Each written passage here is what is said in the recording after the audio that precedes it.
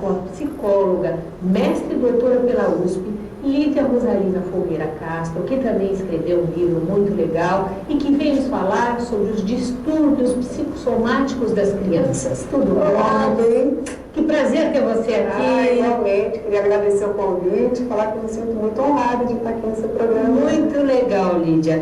Para falar de um tema que instiga muita gente, né? O que estuda a psicossomática da criança?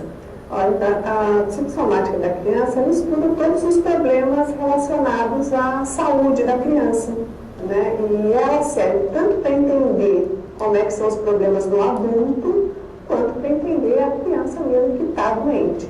Agora, toda doença é psicossomática? Então, segundo a linha que a gente segue, que é da psicossomática, psicanalítica francesa, toda doença ela tem um fundo emocional, ou seja, não existe uma separação entre o corpo e a mente. Toda doença, então, ela é psicossomática. Agora, o que você acha que leva tanto um bebê quanto uma criança a ficarem doentes? Né? Porque a gente imagina um bebezinho já com alguma coisa psicossomática, né? Então, é interessante, gente, porque o estudo, a evolução do estudo do bebê foi muito grande nesses últimos anos. Então, antigamente, por exemplo, se acreditava que o bebê não se deprimia. E hoje a gente sabe que o bebê se deprime, o que é uma coisa que, às vezes, as pessoas que não têm contato com a área de psicologia estranham. Então, o que acontece? A psicossomática ela vai estudar que os cuidados do bebê, com o bebê, vão fazer, às vezes, com que ele fique deprimido.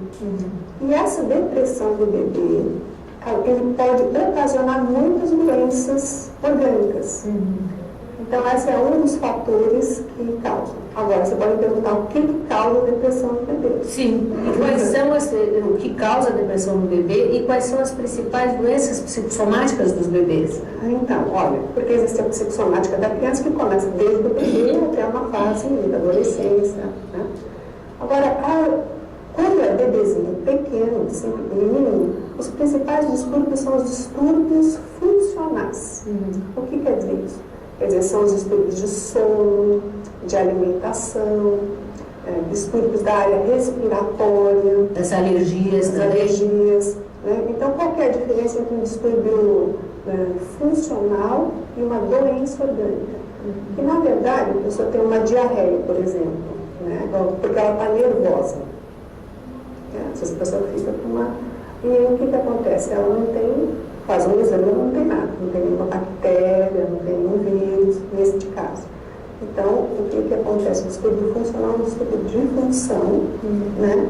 Sem que haja necessariamente uma doença por trás. Né? A pessoa não come, mas não quer dizer que ela está doente. Né? É um distúrbio da alimentação.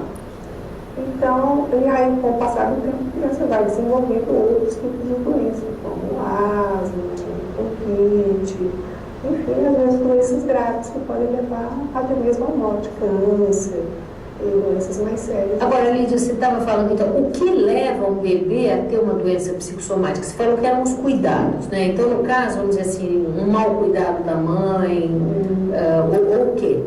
Tá.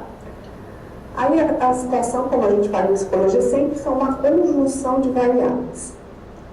Primeiro, a pessoa nasce com uma certa vulnerabilidade, muitas vezes, ou com um temperamento mais difícil.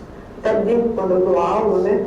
Falei, olha, agora vocês vão fazer um exercício, vou passar o final de semana na maternidade, olhando recém-nascido, eles vão ficam me olhando. O que acontece? A pessoa vai na maternidade, você já repara que tem uns bebezinhos que vão trocar a fralda, eles começam a gritar, berrar, né? Todos ficam calmos, sossegados, como se nada tivesse acontecido. É verdade. Né? Então, existe um temperamento que vem com a pessoa. Então, o bebê sempre é muito diferente de outro. Quem tem mais de um filho sabe disso. Sabe, observa, né? Então, o que acontece? Esse temperamento do bebê vai se juntar com o temperamento do pai e da mãe. Isso quer dizer o quê? Digamos que nasce um bebê calmo, um bebê que chora pouco e a mãe é agitada. Então, ela tem uma tendência a achar que o bebê está com algum problema no desenvolvimento dele e vai toda hora cutucar o bebê, e vai agitar o bebê, e fica em cima dele. Então, na verdade, o que existe? Existe o temperamento da mãe e fica mais difícil para ela lidar com um determinado temperamento do bebê. E o pai também. Bom, mas voltando então a entender como é que se dá esses cuidados. Esses cuidados, eles têm, por parte da mãe, que ser bons o bastante para o bebê. Ou seja, se o bebê é muito calmo, ele tem que ter uma mãe que dá uma agitada nele. Né? E se o bebê é muito, chora muito, aí ele tem que ter uma mãe que o acalme. Né? Agora, vamos imaginar o seguinte caso. O bebê é agitado e a mãe é agitada. Aí dá uma explosão. Uma explosão. Ou, então, o que acontece? O bebê às vezes fica com problemas de insônia, cólica, né? E a cólica, por exemplo, é uma coisa interessante de se falar nesse sentido. Que você vai falar no nosso próximo bloco. Tá certo.